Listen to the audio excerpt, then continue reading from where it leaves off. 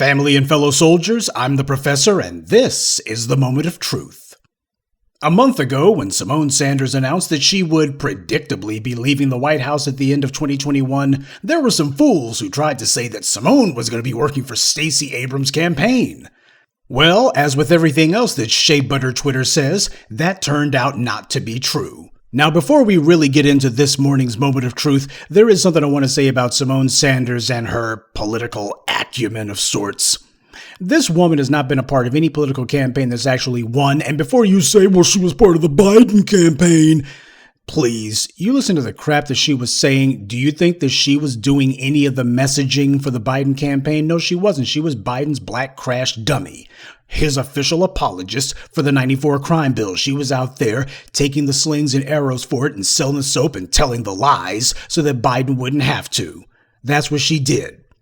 Symone Sanders did not win any votes, didn't give any stellar advice. You think that Joe Biden was actually taking advice from her? About the only advice that he might have gotten that I could see her giving is, go ahead and tell black people if they don't vote for you, if they can't figure out they need to vote for you, they ain't black. Thank you, Symone. That's exactly what I was thinking too. That's Symone Sanders' stellar advice. That's the level of the political advice I would expect for her to give. So the campaign for Biden would have turned out the same way no matter what sufficiently melanated bootlick he put in front of the cameras. So let's not pretend that Symone Sanders is some sort of political genius. That she ain't. But I digress. Anyway, Symone Sanders is apparently going to be getting a show on MSNBC in the spring. Though, as the New York Times reports, the time slot, the format, and even the title are yet to be determined. So they don't have a clue when they're going to have this show on, what kind of show it's going to be, or even what the hell they're going to call it. Well, I can help them out with that one. The title of the show should be Brain Dead with Symone Sanders. The format can be a puppet show. That's about the IQ of the stuff that she says. And they should have it on at 2 o'clock in the morning. That way no one's seriously expected to have to suffer through it. I am disappointed in one regard, though. I had heard that she was getting ready to try out for the NFL spring training camp, but I guess now the Buffalo Bills have no hope. Now, what's being reported is Symone's little sideshow is supposed to be a weekend show on MSNBC and also supposed to be a show on Peacock Network's The Choice. So I guess they got her on because this is just the nature of the streaming services. It's kind of the reason why Netflix wastes billions of dollars every year on stuff that they don't even have the decency to advertise. They just have all this stuff on, this mountain of content, because that seems to be what the business model, such as it is for the streaming platforms, is. Just basically flood it with as much content as you possibly can. And apparently Symone Sanders is going to be part of the Peacock Network's initiative on that one. And you know somewhere Roly-Poly Martin's got to be stammering and stuttering. But I got they overlooked. I got passed over again. Oh well, back to the buffet line. And this shouldn't come as a surprise. Donna Brazile used to be a regular fixture on ABC's network news shows, especially on Sundays. But she's not the most articulate, and she talks like a Zatarans commercial. I mean, a lot of these ex-White House aides use having their White House job as a resume enhancer. That's usually what it turns out to be for most of them. What the heck was Symone Sanders doing? She was in the basement of the White House. No doubt she was probably the one sending out those leaks talking about there was chaos and dysfunction in Kamala Harris's VP's office. And by the way, you can usually tell the White House aides who really got their equity out of the game because after they leave the White House, they're the ones who go and work for some big multinational corporation with some huge paycheck and do-nothing position as an executive or a full-time consultant, like that. Now, the ones who weren't able to cultivate those kind of connections, they usually wind up trying to reinvent themselves as some sort of white media personality, getting a job as a commentator or some kind of talking head post on this or that cable news show. We've all seen how Omarosa has been desperately trying to get some sort of momentum going. She's trying to get some sort of scratch going. I hear Sean Spicer and Steve Gorka are now whoring themselves over at OAN or one of those white right extremist toilet bowls. About the only ex-White House staffer that I can think of who actually made a lucrative career in the white media after leaving the White House is George Stephanopoulos. He was Bill Clinton's chief of staff back in the 90s. Then he went to ABC as a commentator and eventually was offered a show there. But Symone Sanders is no George Stephanopoulos. The point that I'm trying to get across, of course, is it's not at all rare for these ex-White House staffers and aides to try to finesse themselves a job with the white media after they leave the White House. And I gotta tell you, it says a lot that Brian Williams is gone. And nobody, and I mean nobody, is talking about having any of MSNBC's surplus black bootlicks replace him. Instead, the scuttlebutt from the white media is that they're going to have Ali Velshi perhaps replace Brian Williams, or Steve Karnacki, or Mehdi Hassan. Hell, they were even speculating that Shepard Smith could be shanghaied over from CNBC to take Williams' slot. Wouldn't that be something? One of the main faces of Fox News for something like 20 years, apparently becoming one of the main faces on MSNBC.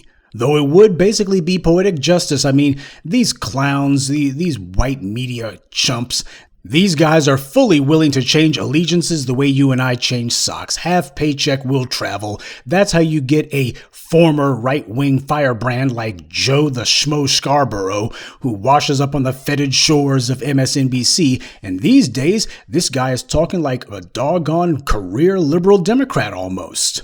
You couldn't pay him to say anything charitable about the GOP these days.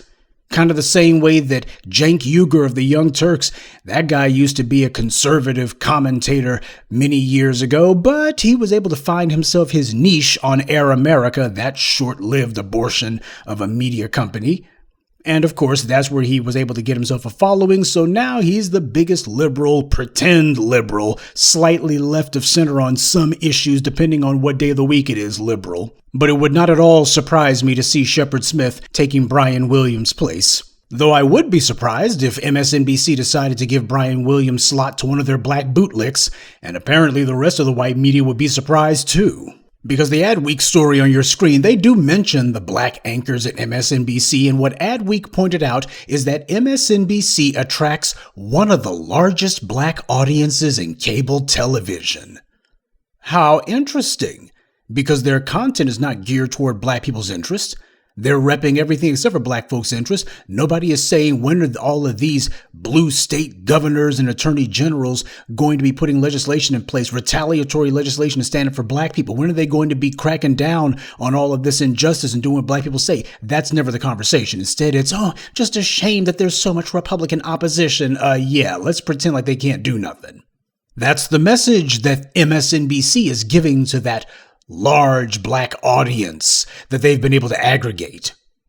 The president of MSNBC is a black woman, Rashida Jones, and yet Adweek says there have been reports that the network isn't too keen about moving Joy Reid from 7 p.m. to 8 or 9 p.m. due to her past controversial statements. For instance, she has repeatedly had to apologize for decades-old homophobic and anti-Semitic blog posts. Oh yeah, Joy Reid, just when you thought it was safe to go back to the soundstage. A not too subtle reminder that the white media has put a steel ceiling over Reid's head. When they get rid of her, they're going to do it in a way that will make her essentially unemployable, and they want her to know how they're going to do it. They want her to see this coming. Now, for years, NBC would routinely have on right-wing racist Bill Bennett, even after he went on his radio show and said that aborting black babies would be a great way to reduce crime. But NBC would still have him on Meet the Press. And nobody was confronting him about that. No tough questions on that one. They had no problem putting him on as if he hadn't done anything. So clearly, the problem isn't with what Reid allegedly posted online, which, by the way, she's denied. That's not the problem. But she'll eventually be gone all the same, just like another MSNBC host, Melissa Lacewell Round the World in 80 Days, Carmen Miranda, Scooby-Doo Lacewell Perry, who got the boot all those years ago, and you ain't seen hide nor hair of her since, have you? Same for Goldie Taylor. Well, actually, we have heard a little from Goldie Taylor, but none of it was good. The piece goes on to mention Jonathan putting on his cape heart, Tiffany Cross-Eyes, and Zerlina Maxwell, but it doesn't have anything good to say about them. Quote, neither Capehart nor Maxwell have garnered particularly great ratings when they've guest-hosted weekend evenings. I got news for you, Adweek. On the few occasions that MSNBC was stupid enough to let Capehart or Cross or Maxwell actually be on the weekday shows, their ratings weren't anything to write home about then either. But the point is that MSNBC has managed to get some black viewers, but there's a big difference between getting a black audience and having a black following. They don't just want these bootlick anchors to spout the usual line of gibberish. They need the Joy Reids and the Tiffany Crosses and Jonathan Capeharts to translate into influencing the black masses. It's not enough to get us to tune in to watch them trash the orange man or to tell us for the umpteenth time that the GOP is racist. MSNBC is only getting by on presentation and the number of homes that they can potentially reach. But in 2019, when it really counted, they needed to prove that they could move black voters, and they couldn't do it.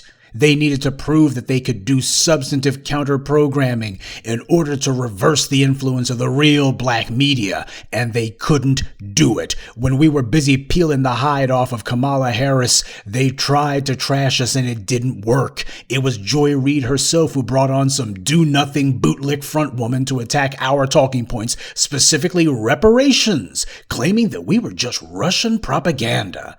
And black folks ignored her to the point that the Congress felt forced to hold reparations hearings just to try to get out in front of the issue. So Joy Reid's attempts to try to blunt our momentum, to try to check the force of our message, failed.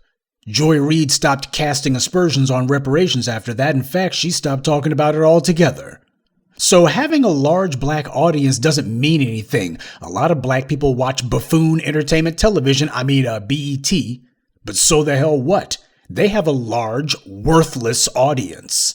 The hood rat, dusty dude demographic, they're not going to get off their mother or girlfriend's couch to do anything. They don't buy the advertisers' products. They can't read, so they won't buy the asinine books that these bootlicks scribble out. And they don't vote. So as an audience, they're worthless. Now, before it's all over, I would not at all be surprised to see Joy Reid, Tiffany Cross, Zerlina, and Simone Maxwell amening if and when the Democrats announce that Kamala Harris will be replaced as vice president. Don't be surprised when you see 4 black women explaining to other black women why it was smart politics on the Democrats' part. Sure, it's controversial, but there's a reality here. Here's the strategy, 4D chess, blah, blah, blah. These heifers aren't ideologues any more than Joe Scarborough or Shepard Smith. They have no core beliefs. They have no core principles other than to get a paycheck and stay as close to white daddy as possible. It shouldn't shock anyone to see them saying that the country has swung too far to the right and we have to reach out to the suburbs, those white female voters in particular, the ones who put Trump in the White House in 2016 and who went for him in larger numbers in 2020.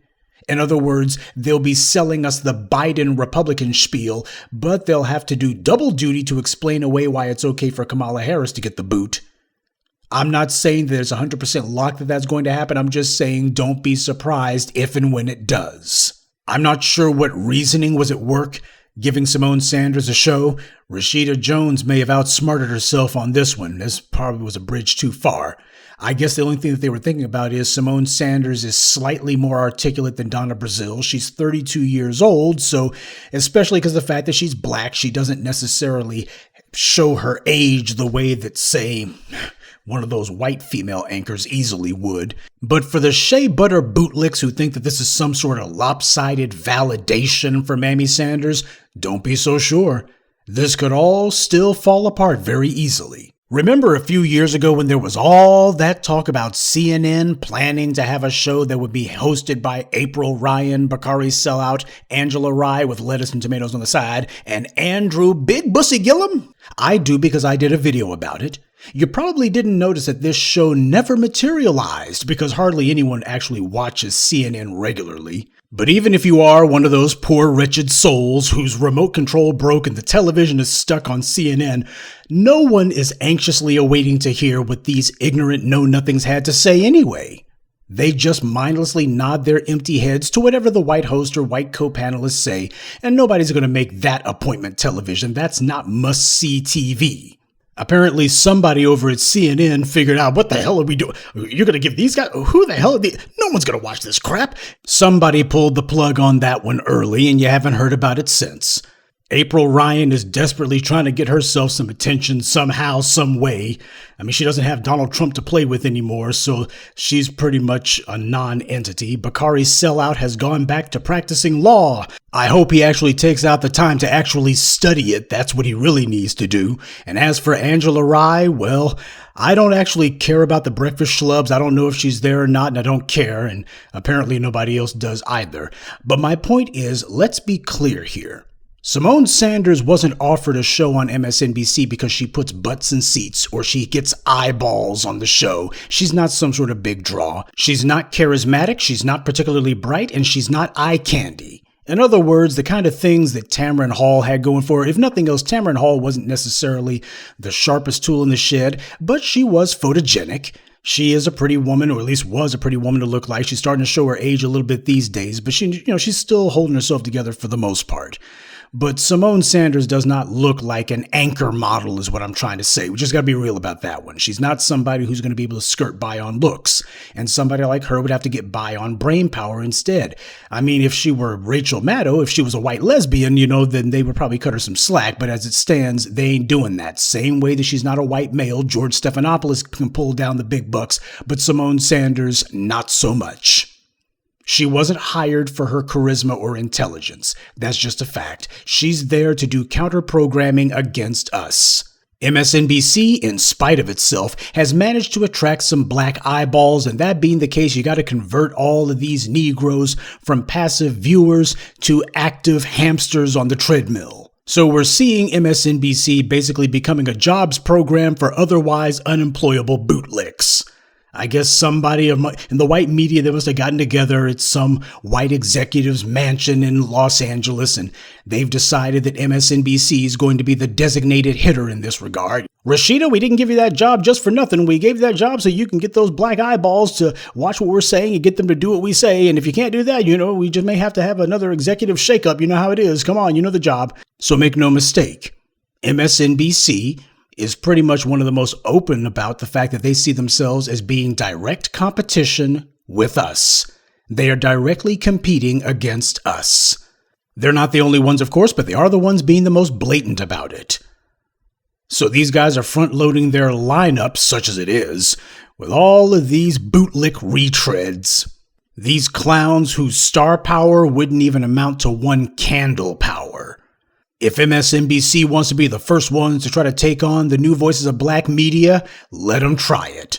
'Cause if this is what they've got to work with, they've already lost. Good day, and be one. I'd like to take a moment to recognize some of our contributors. Elbert Sanders, Philander Bryant, Nora Brown, Tony Black, and Franklin. Salute to them and thank you to everyone for listening, liking, and sharing this message. Black empowerment only exists because of you.